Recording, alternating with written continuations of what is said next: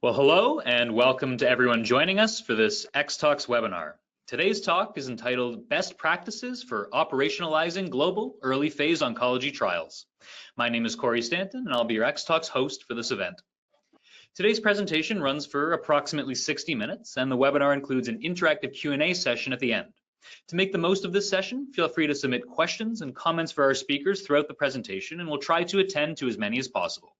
If you're joining us by GoToWebinar, you can use the questions chat box, which is located in the control panel on the right-hand side of your screen. And if you require any assistance, please don't hesitate to contact me by sending a message using this very same chat box. And if you're viewing this presentation from our LinkedIn Live event, you can submit your questions using the comments tab on LinkedIn. Please note that all audience members are in listen-only mode and that this event will be recorded and made available for streaming to those who registered on xtalks.com. Our moderator for today is Kaya Watkins, President of Oncology with Worldwide Clinical Trials. Overseeing oncology CRO operations with 25 years of drug development experience in biopharma and clinical services. She has led multidisciplinary teams across clinical operations, data sciences, and trial support, specializing in oncology and hematology. With executive roles in operations and commercial functions, she excels at managing global trials and building high-performing teams. She holds a degree from Temple University and a PMP certification. And also joining Kaya today is Marcia Milholland. Marcia is VP of Central Site Services, overseeing site ID and selection, site startup, and eTMF management. With 24 years in CRO services, she specializes in country and site feasibility, site selection, activation, clinical monitoring, and project management. Previously, she was VP of Project Delivery and Resource Head for Vaccines at PPD, part of Thermo Fisher Scientific. She holds a BSc in Medical Technology from East Carolina University. And also joining us today is John McAdory. John is VP of Clinical Operations at CG Oncology, specializing in global clinical research and novel oncolytic therapies. With 20 years of experience, he has led clinical operations from study design to BLA filing. A Six Sigma Green Belt, he focuses on efficiency and cost reduction in clinical trials, and he previously held leadership roles at Silogen, Janssen, and Amgen. He holds a BS from Hampton University and an MHA from UNC Chapel Hill. And finally, rounding out the panel today is Dora Ferrari. Dora is VP of Clinical Operations at Curis, bringing 20 years of biotech industry experience in drug development. She previously held leadership roles at Aileron Therapeutics and Arcule, where she led clinical programs in oncology and rare diseases, including Arcule's BTK program acquired by Merck. Earlier in her career, Dora contributed to the FDA approval of Vasovist, and she holds a BS from the University of Massachusetts, Amherst. And now, before we begin our panel discussion, before I hand things over to Kaya to kick off the chat today, we do have a pair of polling questions for our audience members to respond to in real time. So I'm going to go ahead and launch the first one, which is appearing on your screen now. This is the first of two questions, which you can, of course, vote on by clicking on any of the answers and hitting the submit button. And the first question we have for you is, what are the most difficult challenges you face when operationalizing your early phase oncology trials? And your options for this question are a shifting regulatory landscape, for instance, Project Optimus or EU-CTR. We also have an option for optimized country and site selection, startup, so this is timelines or country level requirements, IP management and a combo or comparator drug sourcing. And finally, our last option there, novel technologies and what will truly move the needle. So just before we get our discussion going today, we're interested in our audience here and what the most difficult challenges that you currently face when you're operationalizing your early phase oncology trials. And I'll go through those options one more time. Those options are A, shifting regulatory landscape, which includes items like Project Optimus or EU-CTR. Option B, optimized country and site selection. Option C, startup, so this is timelines or country level requirements. Option D, IP management and a combo or comparator drug sourcing. And our final option there is novel technologies and what will truly move the needle.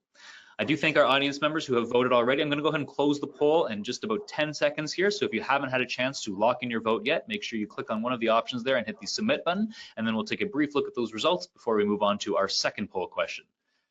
There we go. Excellent. Thank you to our audience members who have voted. I'm going to go ahead and close the poll now. And let's take a quick peek at those results. So we have an interesting mix here in terms of responses. Our overwhelming majority, nearly half of our audience at 48% has chosen a startup. So timelines or country level requirements as the most difficult challenge facing when operationalizing early phase clinical trials, or early phase oncology trials rather. But then we have 21% at optimized country and site selection, 15% at novel technologies and what will truly move the needle, 12% for the shifting regulatory landscape, and finally 3% for IP management and combo comparator drug sourcing. Now, let's go ahead and move on to our second question today before I hand things over to Kaya for the panel discussion. So our second question, our poll question, and once again, you can click on any of the options and click the submit button. This question is, how many regions are you currently including in your early phase oncology trials? And your options are A, single region only, B, a single region escalation plus additional region for optimization or expansion, C, single region escalation plus multiple regions for optimization or expansion, and finally, you're fully global right out of the gate. So again, to our audience members who are here today, in terms of your early phase oncology trials, we're just looking to get a sense of how many regions that you're currently including in these trials. And I'll run through those options once more. Option A, single region only. Option B, single region escalation plus an additional region for optimization or expansion. C, single region escalation plus multiple regions for optimization or expansion. And finally, option D, you are just fully global right out of the gate for your early phase oncology trials. Thank you to our audience members who have already voted. We'll leave the poll open for about 10-15 more seconds. So if you hadn't had a chance to get your vote in, make sure you click on any of those options there and hit the submit button. And then we'll have a quick look at how our audience members today are currently including regions in their early phase oncology trials. Excellent. Thank you to our audience members who have voted. I'm going to go ahead and close the poll in just about 5 seconds now. So if you hadn't a chance to log in, make sure you do so. Fantastic, we're getting some last minute votes. Perfect, let's take a quick look at those results. Definitely a much more split audience on this poll this time around. So we have a tie, 30% apiece, those are two majorities for single region only and fully global right out of the gate. And then another tie, 20% apiece for single region escalation plus additional region versus single region escalation plus multiple regions. So a bit of a split audience on this one in terms of the regions included in the early phase oncology trials. So quite a nice diverse look at who's here today. With that, you've all heard enough from me, so now I'm going to hand things over to Kaya to kick off our discussion. Have a great chat, everyone. Thank you all. Thanks so much, Corey, and appreciate the insights from the audience. Today's topic, as you all know, is best practices for operationalizing global early phase oncology trials. Just setting the stage for today's topic, it's evident that the clinical trial landscape is constantly evolving, particularly in oncology early development, and is influenced by the shifts in the regulatory guidance, such as Project Optimus, that necessitates us going to multi-regional countries for our clinical development programs. Managing early phase oncology clinical trials has become increasingly complex, requiring a strong command of country and site level feasibility, ethics, and the informed consent process. Getting global study teams up and running, requiring them to successfully navigate the cultural differences and be well-versed in the local regulatory climate is becoming increasingly more and more challenging. Project Optimus emphasizes dose optimization earlier in the trial process, which is leading to more complex study designs that require larger sample sizes and a broader global footprint. This means that researchers must carefully balance the need for robust data and the practicalities of patient recruitment and retention, often across multiple countries and regulatory environments.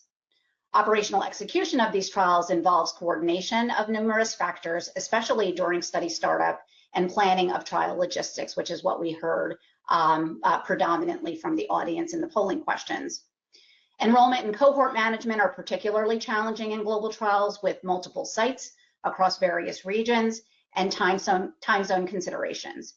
Teams must be proficient in their knowledge of the protocol, including but not limited to management of multiple treatment arms, varying doses, prevalence and prominence of the indication, and adaptive trial designs.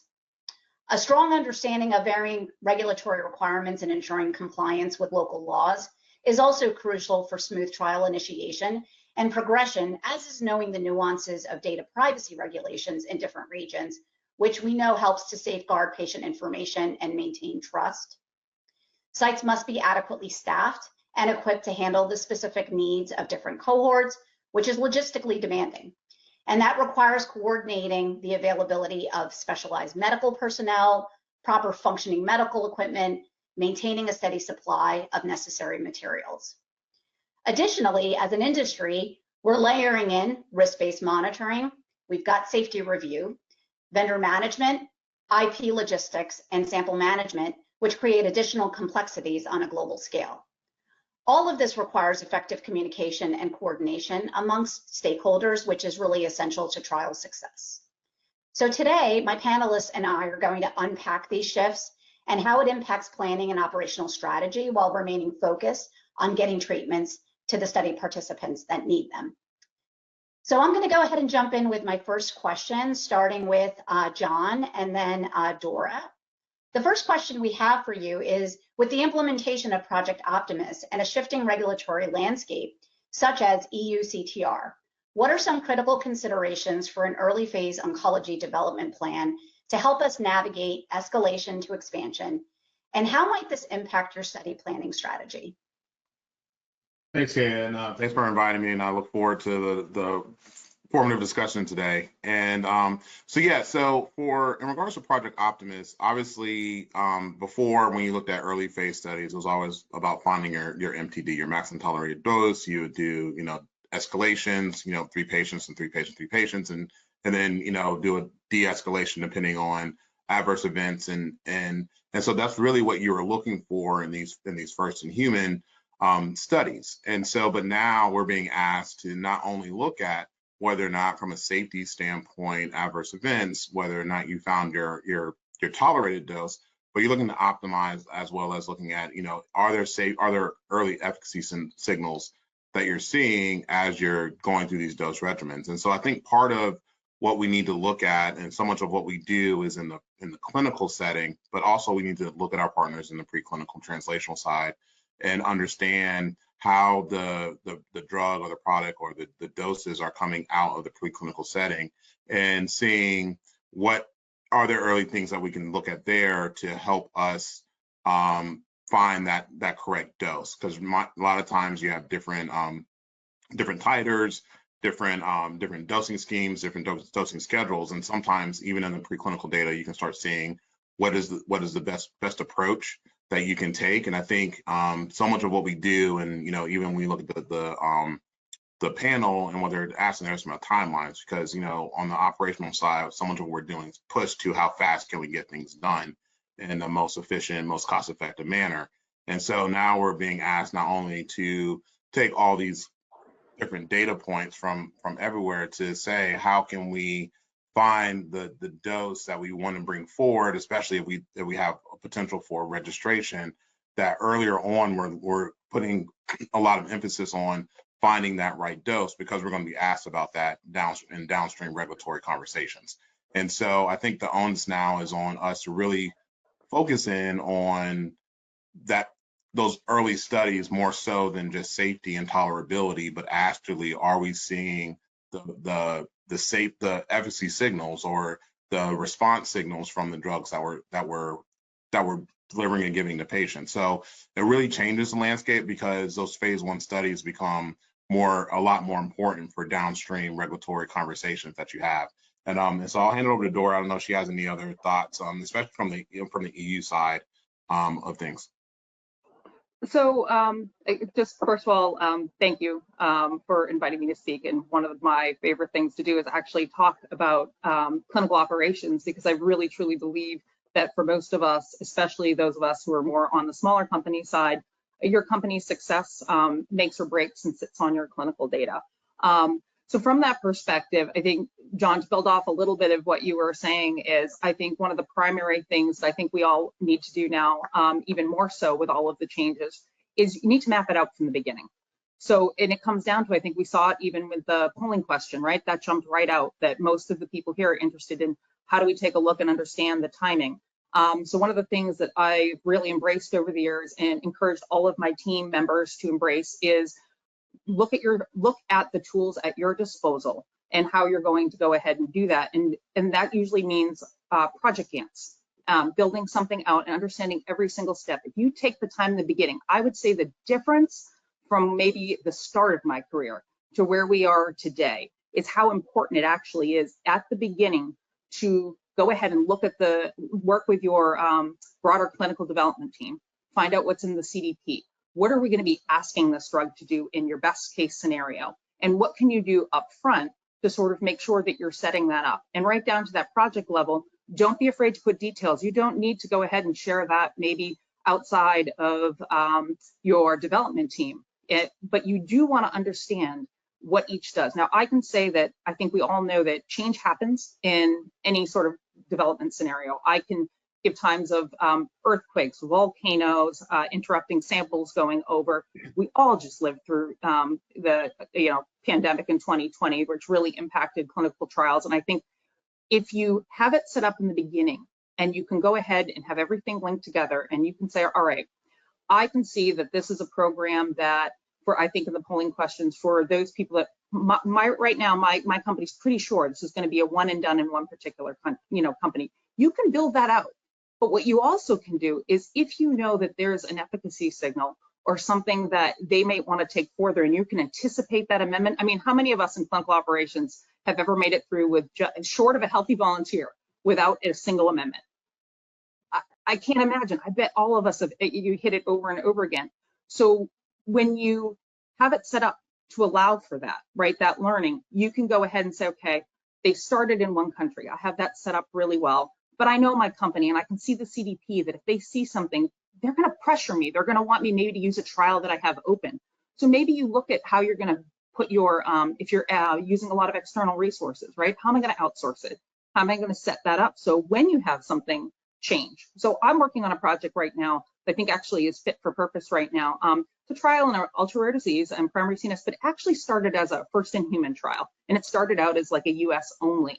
And in fact, it wasn't until about 3 years ago that they actually expanded into a global footprint. So in that first in human from 2017 to now, right, with that expansion. So what you can do is, when those changes came and you saw them coming, you could actually go ahead and say, all right, it started out, in fact, actually, it started out as a project that wasn't under CTIS and had to be transferred over to CTIS.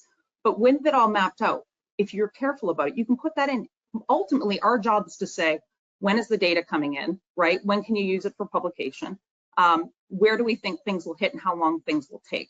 So if you build it out and you're able to slip something in, you're going to find that you're able to predict that out to people and you'll have confidence, because change is always going to happen. So if you just build it up front, knowing it, embrace it, not be afraid to take it on, you will still continue to be successful. And don't be afraid to phone a friend. So even the partners that you're outsourcing with, they've got years of knowledge. You've, over the course of your career, asked, what are you experiencing? What are you doing? Build that into your projections. Yeah, it's just a quick follow-on question to that, Dora. So thinking about sort of a risk-averse approach, do you pull that into the equation, right? You mentioned natural disasters. We also can't ignore the geopolitical climate. So are you thinking early on about what countries or what regions we may need to think about as a risk mitigation approach? Is that something that's now weighing in as well? I wouldn't even say it's now, Kaya. I would say it's fair to be that it's always been something that I think we do, without question. I do think that you need to be a little bit flexible on your feet as far as when you're initially approaching and you know it needs to be used like in a regulatory setting. One region may be more appealing than another. When you're setting up your project and you're doing your initial research on who you're picking and what country and why, it's understanding what disease you're exploring. And sure, what is the incidence rates of that disease, right? What patient populations do you have that if you had to stop? So let's say for some reason something would happen in the US and you were global and you knew you were going to turn to the EU. It's being able to take a look at that and say, okay, can I add more sites? Will it actually impact speed of enrollment? Or is this a case where we've maxed out in the major medical centers and this is what this enrollment will be? And is there a way to maybe make it easier for patients to come to the trial, right, to get the information? Absolutely. Great, thank you for those insights. Maybe asking Marcia some specific questions, since site startup and global startup is clearly a pain point that our audience is challenged with, and I think something that we hear pretty consistently. What changes have been happening in global startup durations in recent years, and what recommendation do you have for optimizing country selection? Sure, Kaya, thanks for the question. Globally, getting sites and countries up and ready for enrollment of patients has and always will be a key focus for clinical trial success. As we saw from the poll, a key area of focus for our audience as well.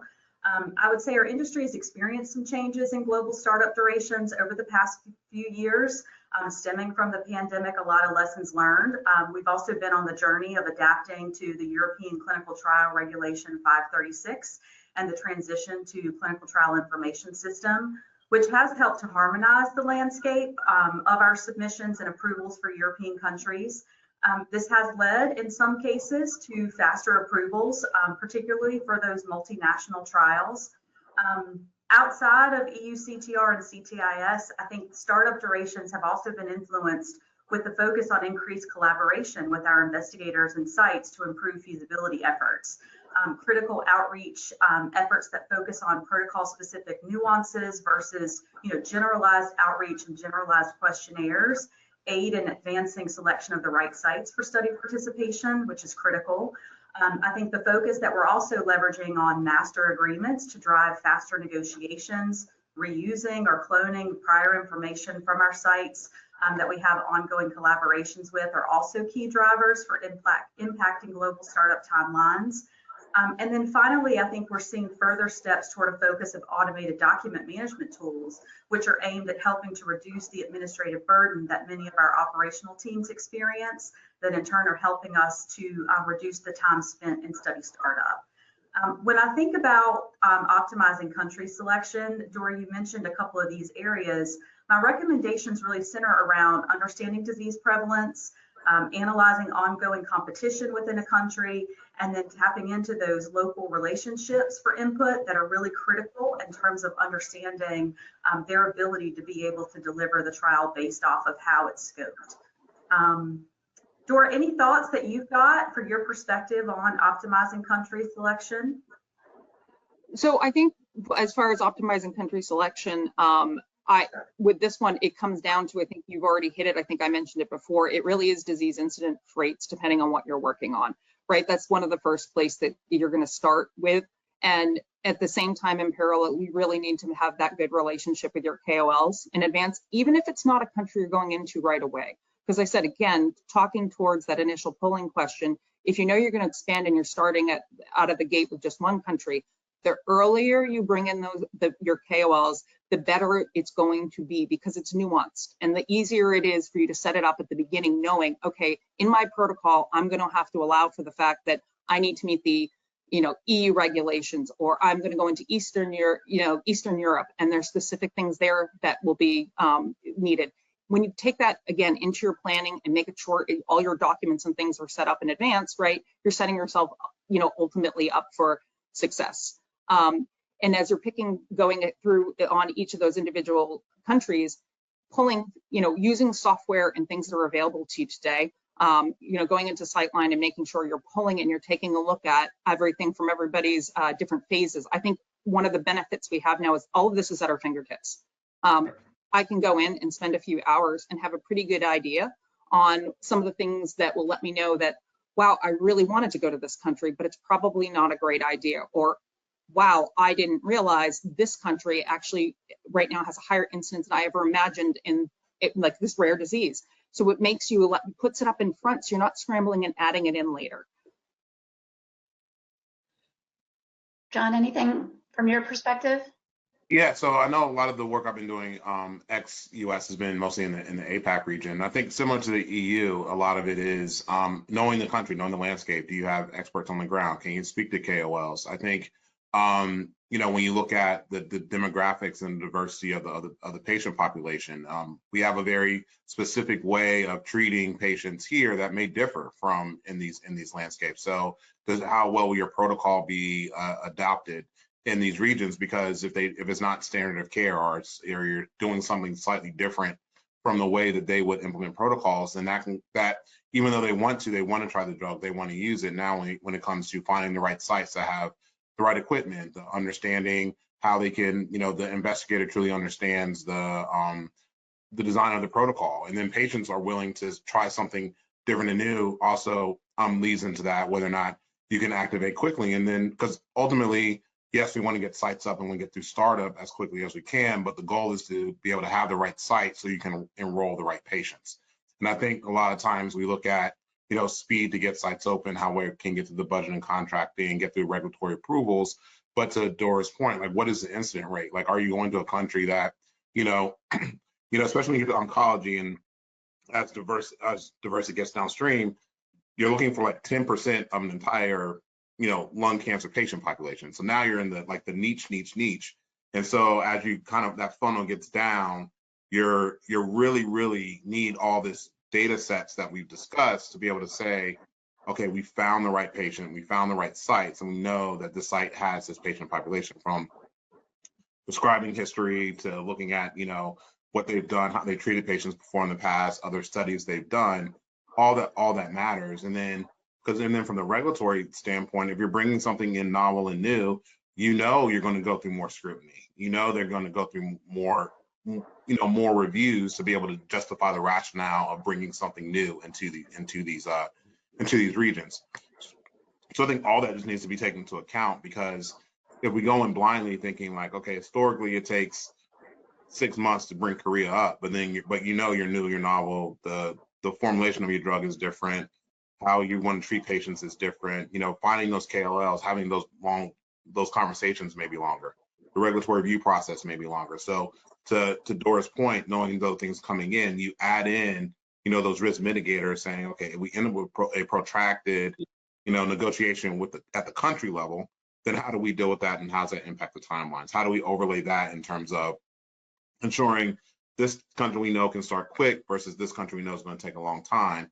And we're looking at all those things as we go, because our remit is not only getting sites up quickly, but for all of us on this call, the next thing you know, your CEO or someone's going to call, like, when's the first patient going to be in your trial? And so that's what we're kind of driving towards. And so we look at all these things and kind of say, okay, let's strategize in the best approach, because each country is its own separate entity, own separate strategy, own separate way to lay this out.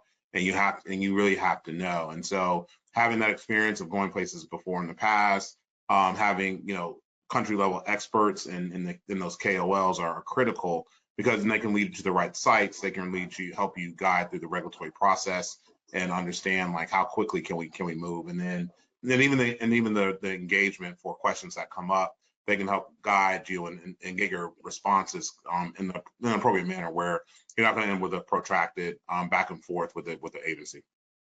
Yeah. One thing sorry, Kaya. Go ahead, Dora, please. No, one thing I actually wanted to build off of, John, that I think that it's to build a little bit off of what you were saying. Again, one of the programs I'm working on is in primary CNS lymphoma, incredibly rare brain cancer. And to that point, so once you have your KOLs, it's not just the sites. So one of the things that's, I think, that we're seeing become more and more frequent is getting that patient's perspective. And often, that if you're aware of what's going on out there are Facebook groups, right? There are message boards. Now I'm dating myself a little bit, but you can find where the patients are communicating. There's often KOLs that you'll see constantly get recommended, right? And those KOLs are often the ones that, to John's point, you bring them in early and you start having conversations.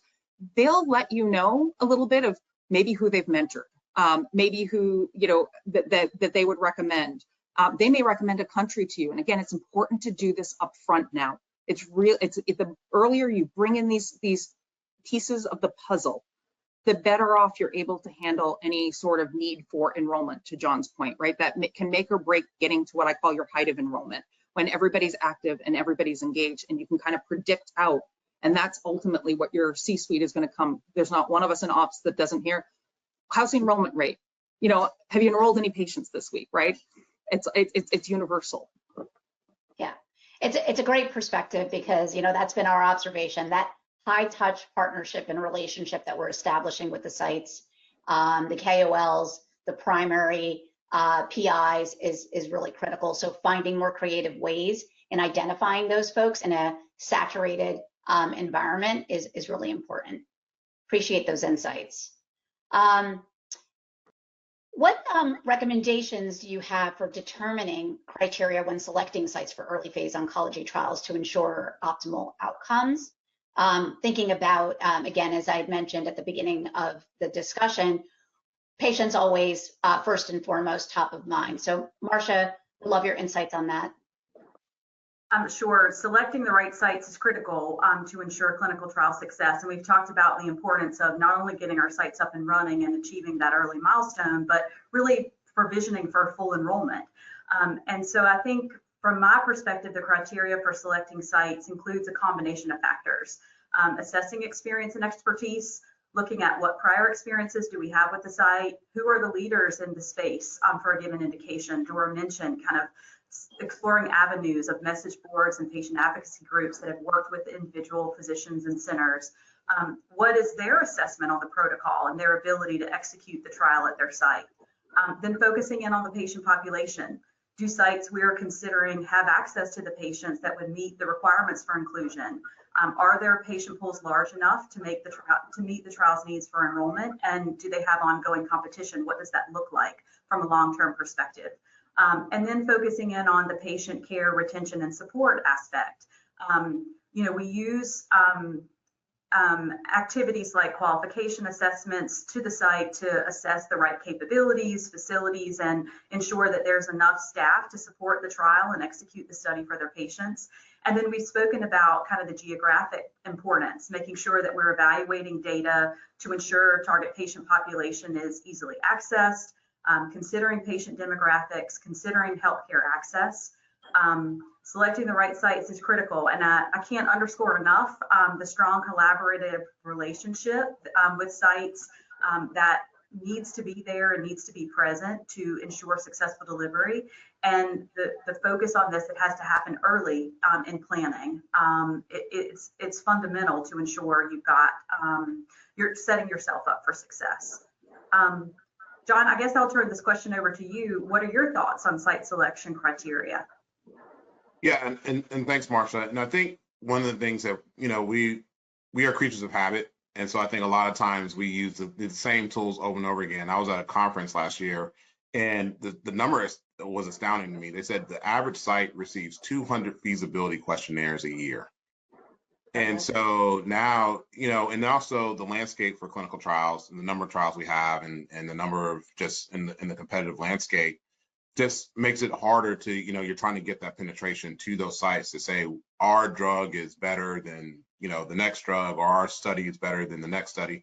And so you're trying to figure out those things. So I think part of, a lot of things we talked about, understanding how we identified the right site. Are we speaking to the right KOLs? Do they have the right patient population? To Dora's point, we've done a lot of work reaching out to different advocacy groups to understand, okay, what are patients thinking in terms of the current treatments and how we may be different. But I think also we have to think about from the site level, how do we get them to want to take in our trial at the same time? And I think because, we even pre-COVID, but coming out of COVID, it's been worse in terms of just the under-resourced, the amount of trials that are coming through the door, and how, we used to say, okay, how many studies does a study coordinator have? I don't even know if we really ask that question in earnest now, because we already know they already have too many to support what, what we're doing. And so I think any way we can look to optimize our processes are things that we need to do. So, there are a lot of things we would ask about centrifuges and freezers and all these things, and have 20-page feasibility questionnaires that we would have sites go through and answer, that can take them, 2-3 hours, every time they get one of these. Are there ways that we can actually get that data in a more streamlined fashion through a conversation? If the CRA goes there for qualification visit, can they assess that? Like, do we need to ask them up front? Can we do some of those things in a different manner? Or is it a call that you have for 30 minutes with the coordinator or the site manager to say, let's run through these things, versus having them fill out these long page forms? And then when we actually need the requisite data that we need in order to really know, can they perform the study? Do they have the requisite experience from a PI standpoint? Do they have the patient population? Do they have these things? They can actually document those things out, so we can assess those, across all the other studies and all the other pieces of data that we have coming in. I think that's where we can look at optimizing, because that was also shorten the time, because the sooner they do the questionnaire, the sooner you can get out of a qualification visit. Now, a lot of these things we can do remotely now versus having to be on site.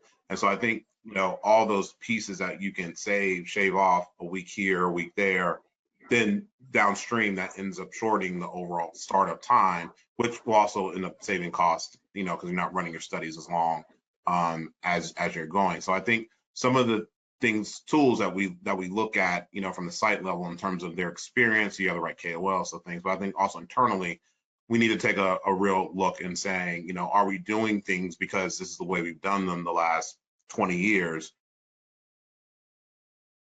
That we can apply some of these tools to really drive optimization and move things down the pipeline a little bit quicker. Yeah, great insights, John. I think you might have identified our next webinar, which is really how do we think about truly reducing site burden. I feel like it's a topic we've talked about for a number of years, but are we actually really thinking about it in the right way? So appreciate those insights.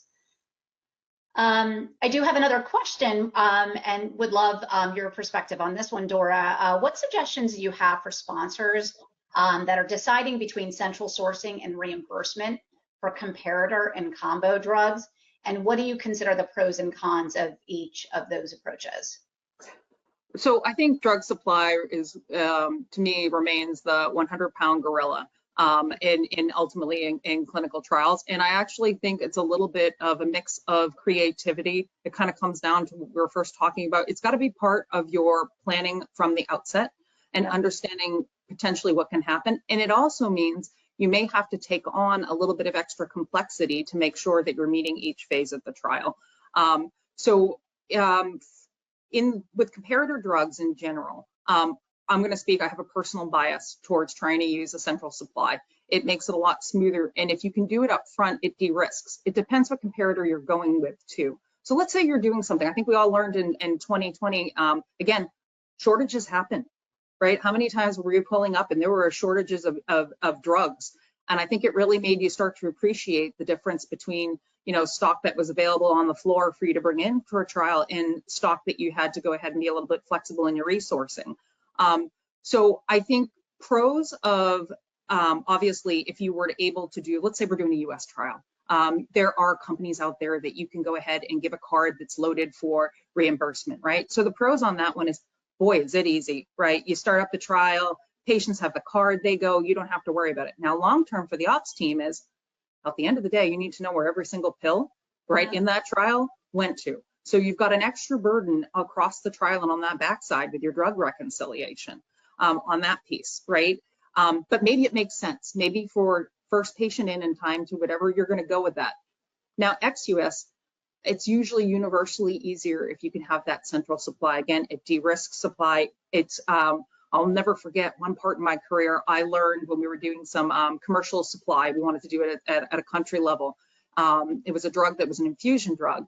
And both bottles were manufactured in the exact same place, but one was approved in one country with a purple wax stopper, and the other was approved, same thing, but they had a red stopper. And the two could not be used unless it was brought into a central system and distributed. So this is one of my favorite reasons for, if you need to be flexible, light on your feet, and know things are going to change from the outset. My recommendation on that one is to go ahead and use that central supply, but also see what your company needs. And again, if you're mapping it out and planning, it could be, maybe you're only going to expand to 2 countries. If you start in one, you're only going to expand to 1 extra country, right? And maybe you can do some local supply at that level. Country to country, you'd be surprised. And even region to region within a country will either support it, or even a hospital, right? If you're going to go through their pharmacy and reimbursement. Yeah. But ultimately, I think you've heard each has a cost to it, right? So you might, it's speed and on whether or not you can survive an audit at the end.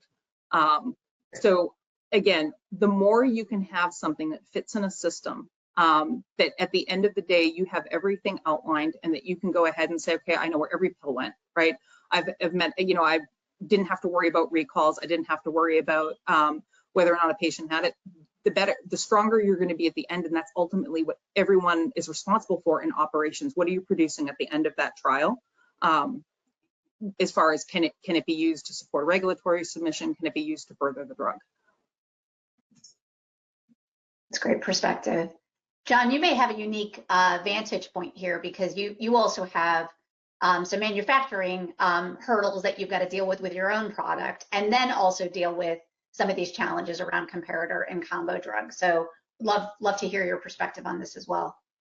Well, yeah, I think part of, a lot of things have moved towards biologics. So as you start, doing manufacturing of biologic, there's always, complexities just in the process of doing those. So when you look at, immunotherapies or oncolytic viruses, it's always, you're always working through the process, and it's always a process because it's not, not saying any drug development, it's simple, but when you look at small molecules, it's, I would say it's marginally easier than looking at biologics for those that are in the small molecule space.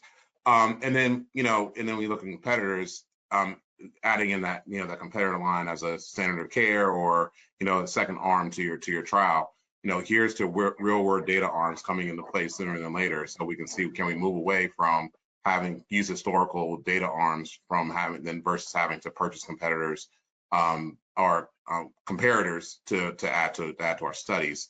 But yeah, I think that's a challenge, and I think it's a challenge in kind of Dory hit on the head. Each country, each region, each space, what's approved.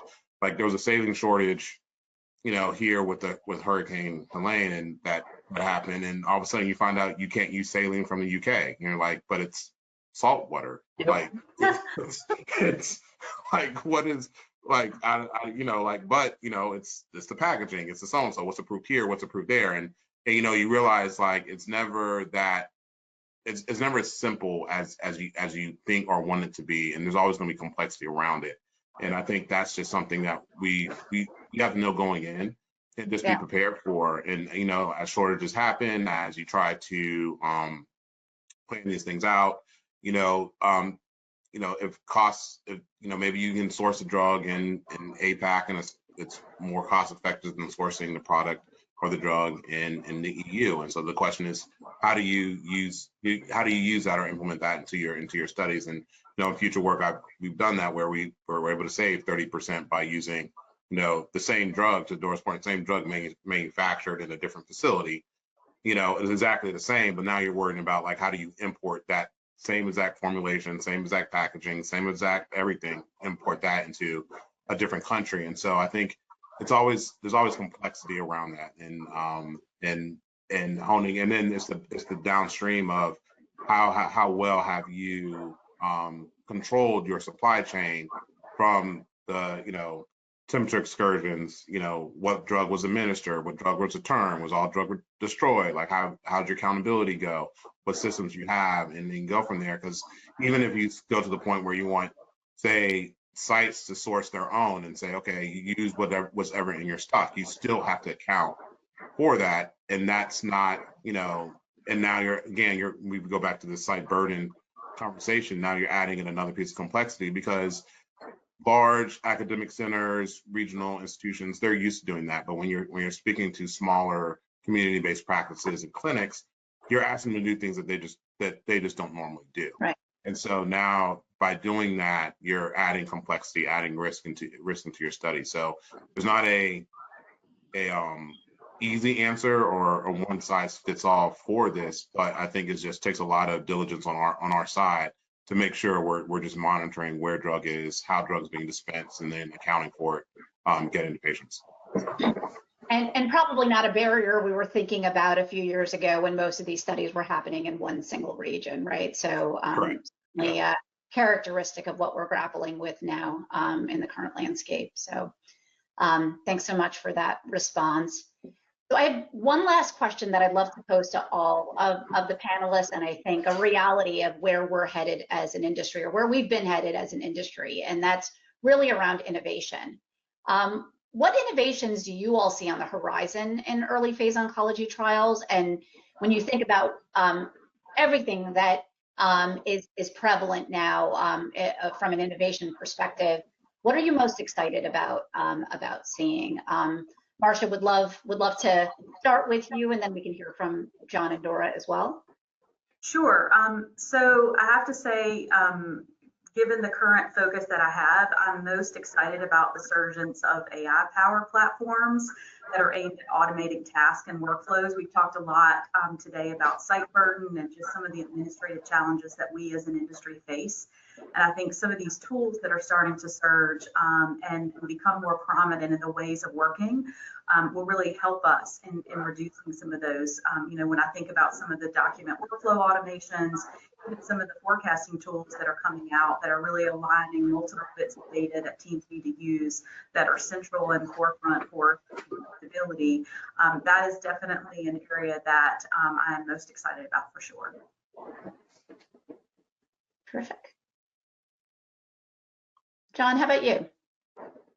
I think some of the things that I'm definitely looking forward to Marsha's point, is the AI utilization. I think we're getting more software and more tools to streamline processes and make things more efficient. Not only from the site startup and perspective, but also from data acquisition, data analysis, those things that we can speed up how we can look at data, get early indicators, early trends, and things from that nature. I think that's going to help optimize downstream and speed up, getting drugs to market faster, because I think by increasing the processing and understanding, how trials are, the health of a trial and how trials are performing earlier on, we know we can save time or money if it's not necessarily trending in the way that we think, or if it's trending the way that we hoped it was. I was like, okay, can we start planning for downstream activities sooner to be able to anticipate certain things happening.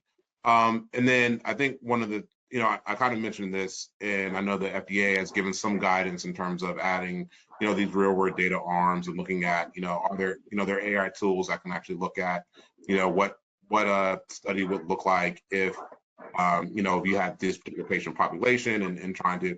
I think that's very, very early on, but I think as we continue to mature that machine learning to understand if we look at historical trials or historical data sets, can we bring that data forward?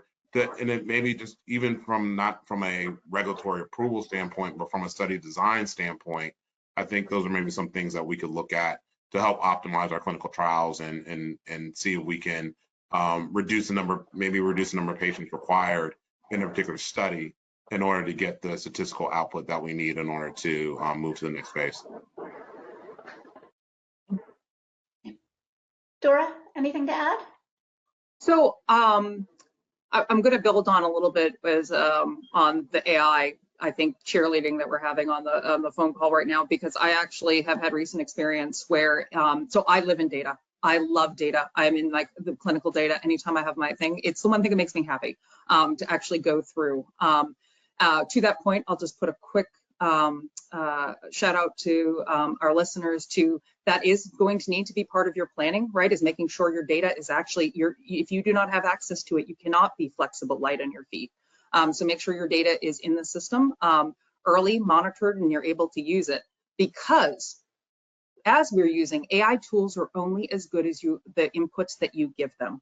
So one of the things that I was really excited to see was we were using some machine learning, and there was a trend that picked up, and I was able to follow that trend in real time. I would actually say that it probably saved 2 years in development. We would have seen the trends. It was a positive trend. We would have seen it, but being able to follow it early and you see it keep repeating, you were able to then, of course, you go back, right, and you add in a little bit more, and you're able to see it sort of blossom. And instead of waiting to the end to review things, you're actually seeing it happen live in front of you. So I don't think there's anything more exciting to me than to watch drug development happen this way. And instead of having to wait to the end, it's real, it's happening, and you can keep watch on it and have development team discussions. And it can really bring a lot of value cross-functionally to your org and getting that drug to market a little bit faster. And then the other thing is just on the practicality side is, I know, I remember developing an EDC system once where the most exciting thing that ever happened, the sites were like almost so excited they couldn't handle it, was you used to, when you have the original EDCs that they went in, you entered the patient information, but every single time you popped open a new casebook, you actually had to enter all of the patient information up again. And one of that systems was, it was a simple thing. All it did was pre-populate that for them, right? And they were so excited. Now, though, I know is back, I was trying to remember as we were sitting here, I want to say it was about 2014 or so that you started to see different EDC companies still trying to take advantage of Epic, right? So that actually can you get the source directly feeding into the EDC. So I still think we haven't quite gotten there because platforms are all different across. But there's been great strides. There are small, more US-based ECRFs I've seen do this. And I think actually that is, for me, if that happens, I think makes it easier for those sites, because we do know, John, you've said it, right? These coordinators are carrying a huge number of studies. I'm often in awe of what they're able to do at that site level with the amount of sponsors coming in and the complexities of our trial. It'd be great to see more and more of these tools be implemented in a way that takes that burden off, so that they can just be, you know, focusing on what they need to do on moving that patient's journey through the trial, versus working with data management and trying to get some X signed off and Y signed off when it's technically all available in a beautiful fashion with things like Epic now. Agreed, Dora. I mean, the advent of AI is becoming more and more prevalent in our day-to-day lives. So naturally, this is the right time for us to be having this conversation and thinking about how we can be much more efficient in the way that we're conducting these trials. So appreciate all the insights. I do want to thank you all for your time and your enthusiasm around how we do this better. I know we've got a couple of minutes left, so I'm going to go ahead and shift over to Corey, who's got a couple of audience questions for the panel.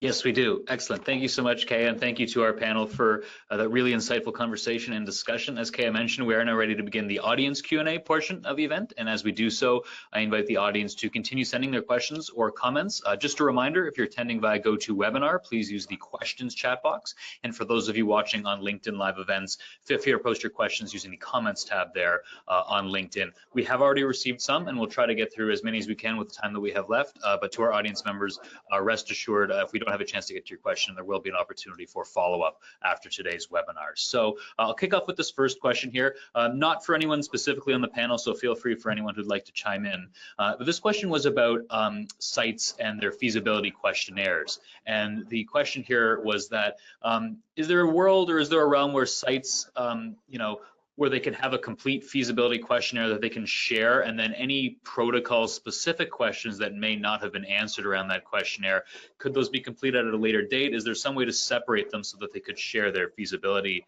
questionnaire without the protocol specific information? Open floor to anyone who want to chime in on that. I'm happy to chime in. I've actually seen that at a couple of sites where they'll have a very standard thing that they send out to us that has all the information you could ever want, and probably more. And then there's a couple of questions that might be protocol specific that you send along.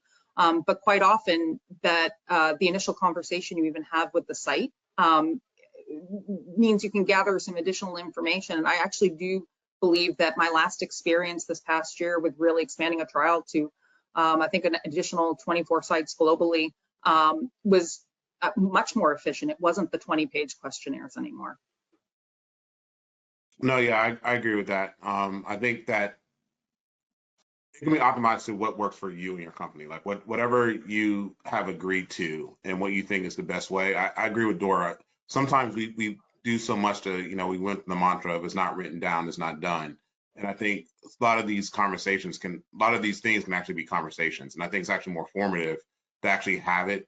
And, you know, especially if you're doing a complex study, you know, having them write down, you see, you know, 6 patients in a very, very unique, you know, patient population is not as informative than discussing like how these patients come in, what do you see, what is the frequency of these patients, and a lot of times you can glean more in that conversation than having them just kind of fill in a questionnaire to start.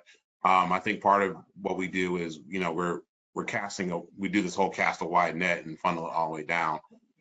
But you know 70% of the sites you want to work with anyway. So the question is like, just have the conversation with those, and then the other percentage that you just don't know, maybe use a different approach. But I think that's maybe one of the ways to optimize it for your company.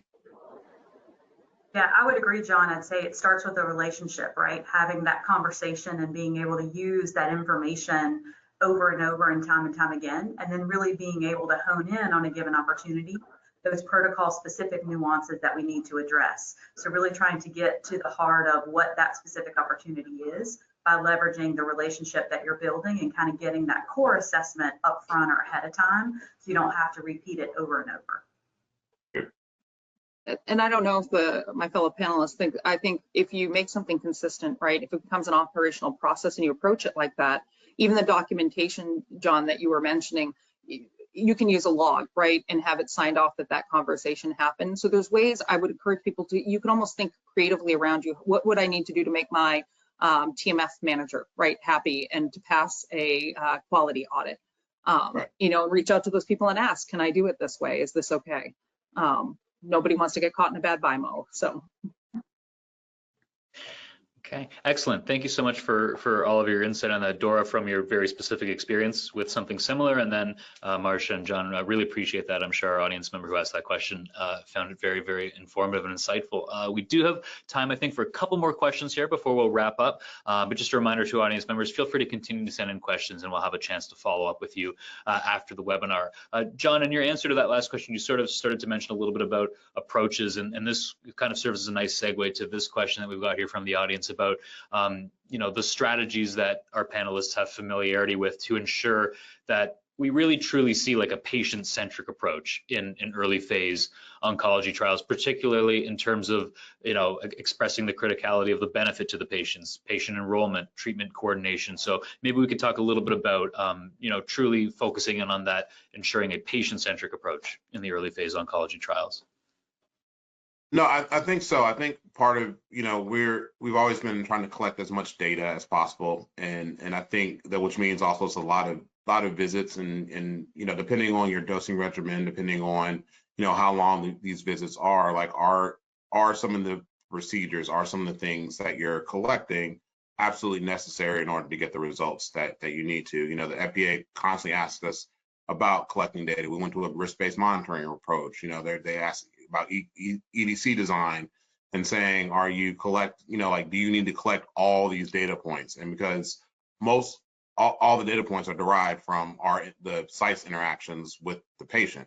And so the question is, you know, is that the best approach of what we have? Some of the things that we've looked at is, you know, we look at quality of life questionnaires. We have different apps, different surveys to say, hey, like, you came in for a visit, we know the visits are long, like, how are you doing? You know, like, it can be an anecdotal, like, how was the visit today? Yes, no, like, you know, I think some of those things go a long way to say, you know, we're thinking about how patients interact with the sites, interact with our product, interact with us. And I think that's something that we can improve upon. You know, we talked about working with advocacy networks, talking to patient, you know, hearing patients' experiences and just to the disease state that you're studying. I think a lot of times we don't have that real world interaction of someone that actually has the disease that we studying. So talking to that patient, understanding what does standard of care treatment look like? What kind of burden or impact does that have on their day-to-day life? I think that also helps us become better researchers in terms of how can we improve our studies, our design, and not making them so burdensome on the sites, but ultimately on the patients. I think keeping that patient-centered focus is really important, especially with the number of trials that are out there, and really, you know, we're trying to help a patient that's sick, and so I think that's something that we just need to keep front of mind. You know, just to add to that, in addition to having your ears open and listening, it's what can you do with that? I think one of the things that we learned during COVID was how much could be done closer to the patient, right? What can you do? Is there labs that you can do, even scans that you can do, right, for those patients that's local to their home, and you take some of the burden off of them traveling in for that visit? I think prior to the pandemic, there were lots of attempts at it, but maybe a little less acceptance, right, even at country levels. Whereas post-pandemic, because that was how we got the work done, it's become a little bit more route, and that I think is a great boon for patients and what we can do with our trials to make them more accessible. I think that's the one goal that I always have, is how accessible is this trial to the patient population. Excellent. I was just being mindful of time here. We're probably getting close to wrap up, so I was just thinking maybe Kea or Marcia, anything on that front that you wanted to chime in, just so we can hear from you before we kick off here? Marcia, please go ahead. Sure. I would agree with Dora. I think some of the tools that were introduced in terms of taking activities closer to the patient's home, home health nurses, telemedicine even kind of offer that avenue and visibility to being able to incorporate that real-time patient feedback.